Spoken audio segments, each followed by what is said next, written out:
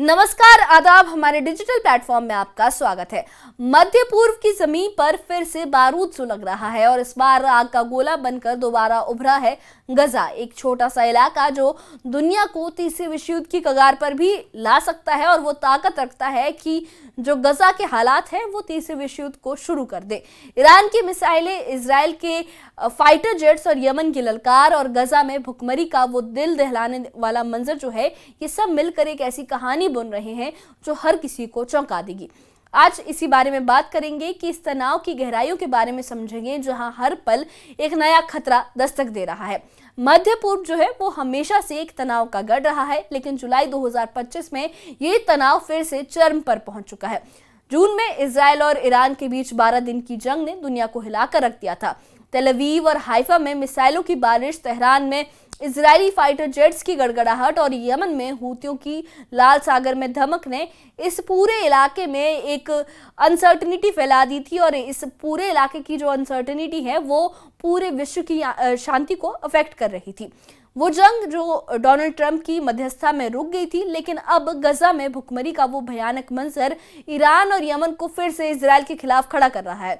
आखिर गजा में ऐसा क्या हो रहा है जो ईरान की सड़कों पर आर या पार का नारा गूंजने लगा है? चलिए इस कहानी को शुरू से समझते हैं। गजा वो छोटा सा इलाका है जहां लाखों लोग तंग गलियों और मलबे के ढेर में जिंदगी जी रहे हैं। 2025 में गजा का हाल ऐसा है जैसे कोई बर्तन जिसमें खाना खत्म हो चुका हो। मार्च 2025 से अब तक गजा में 100 से ज्यादा लोग सिर्फ भुखमरी की वजह से मर चुके हैं।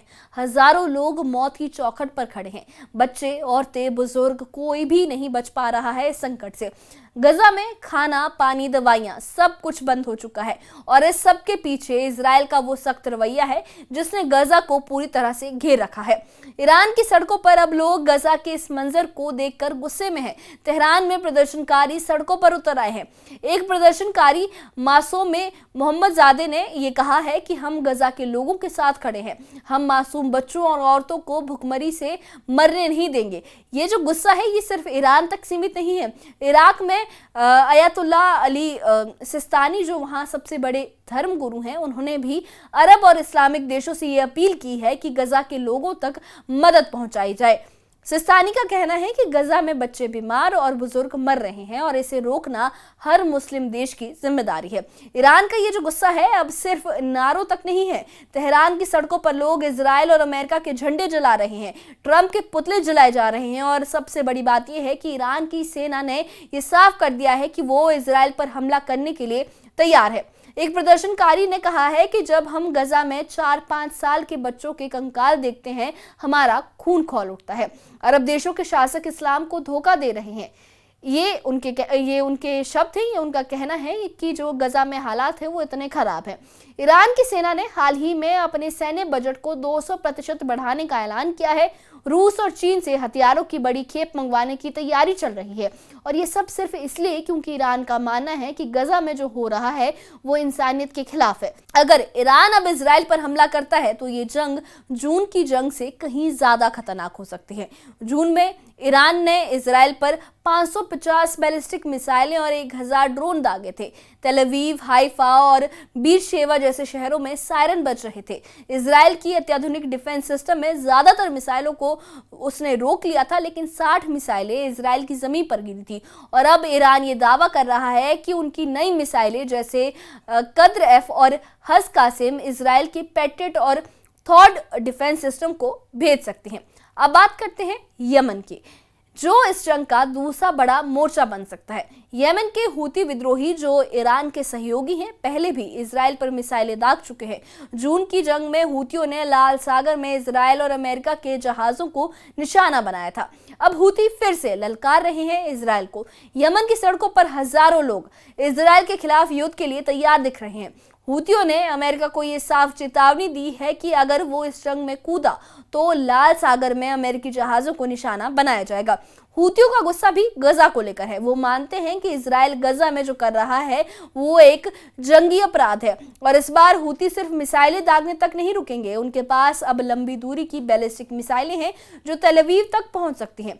यमन का ये जो मोर्चा है इजराइल के लिए एक नई मुसीबत बन सकता है, क्योंकि इजराइल को अब दो तरफा जंग लड़नी पड़ सकती है। एक तरफ ईरान है और दूसरी तरफ यमन है, और दूसरी तरफ इजराइल भी चुप नहीं बैठ रहा है। वो इस मामले में नेतन्याहू का कहना है, नेतन्याहू की जो सरकार है उसने अपने फाइटर जेट्स को फिर से तैयार करना शुरू कर दिया है। हाल ही में एक सीक्रेट एयरबेस से एक वीडियो सामने आया है जिसमें इजराइल के F-35 फाइटर जेट्स को हथियारों से लैस करते देखा गया है। ये जो वीडियो है ये तेहरान से लेकर मॉस्को और बीजिंग तक चर्चा का मुद्दा बन गया है।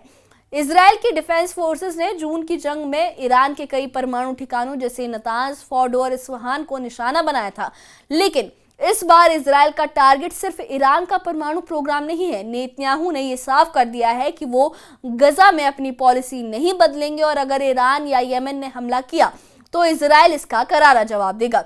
इजराइल की एयर डिफेंस सिस्टम जैसे आयरन डोम, डेविड स्लिंग और पेट्रियट की दुनिया सबसे ज्यादा मजबूत सिस्टम में से ये माने जाते हैं दुनिया के। जून की जंग में इन्होंने 550 में से 490 मिसाइलों को हवा में ही मार गिराया था, लेकिन कुछ मिसाइलें जैसे हाइफा में गिरी कद्र एफ मिसाइल इजराइल के डिफेंस सिस्टम को भेदने में कामयाब रही थी। और अब ईरान का ये दावा है कि उनकी नई मिसाइलें और भी खतरनाक है। सवाल ये है कि क्या इजराइल का डिफेंस सिस्टम इस बार भी ईरान की मिसाइलों को रोक पाएगा। अब बात करते हैं अमेरिका की, जो इस जंग का तीसरा बड़ा खिलाड़ी है। जून की जंग में अमेरिका ने इजराइल का खुलकर साथ दिया था। अमेरिकी B-2 स्टिल्थ बॉम्बर्स ने ईरान के परमाणु ठिकानों पर हमले किए थे, लेकिन इस बार अमेरिका की स्थिति थोड़ी मुश्किल है, अलग है। डोनाल्ड ट्रंप जो एक बार फिर राष्ट्रपति बन चुके हैं, उन्होंने जून में सीज फायर करवाया था, लेकिन गजा के मसले पर ईरान और यमन का जो गुस्सा है अब अमेरिका की तरफ भी है। तेहरान में ट्रंप के पुतले जल रहे हैं और ईरान ने ये साफ कर दिया है कि अगर अमेरिका ने इस बार हस्तक्षेप किया, इस बार उन्होंने कुछ ऐसा किया, बीच में इंटरफेयर किया, तो कतर में अमेरिका के अल उदीद एयरबेस को निशाना बनाया जाएगा, जिसे पहले भी ईरान ने निशाना बनाया है। ईरान का कहना है कि अमेरिका इजराइल को हथियारों का गोदाम भर रहा है और ये बात पूरी तरह गलत भी नहीं है।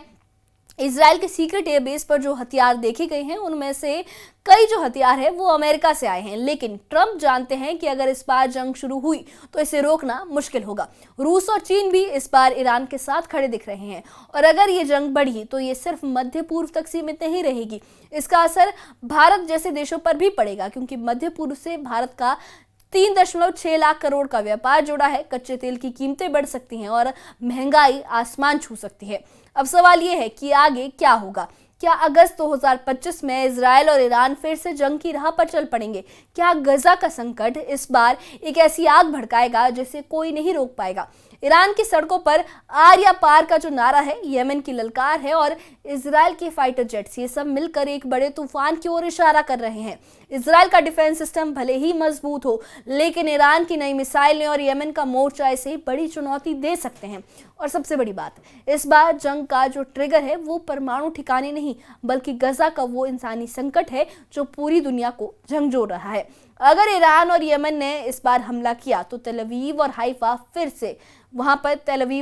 में फिर से सायरन बज सकते हैं, और अगर इजराइल ने जवाबी हमला किया तो तेहरान और बाकी मध्य पूर्व में आग की लपटें उठ सकती हैं। और ये जो कॉन्फ्लिक्ट है ये सिर्फ वहीं तक नहीं रहेगा, ये जो है पूरी दुनिया को अपनी चपेट में ले सकता है। तो ये थी मध्य पूर्व की ताज़ा संकट की पूरी कहानी। क्या आपको लगता है कि इजराइल और ईरान की जंग फिर से शुरू होगी? क्या गजा का संकट दुनिया को एक बड़े युद्ध की ओर ले जाएगा? हमें अपनी राय कमेंट बॉक्स में ज़रूर बताइए और इससे जुड़े अपडेट्स के लिए और ऐसी ही खबरों के लिए हमारे चैनल के साथ बने रहिए। हमारे चैनल को सब्सक्राइब करिए। शुक्रिया।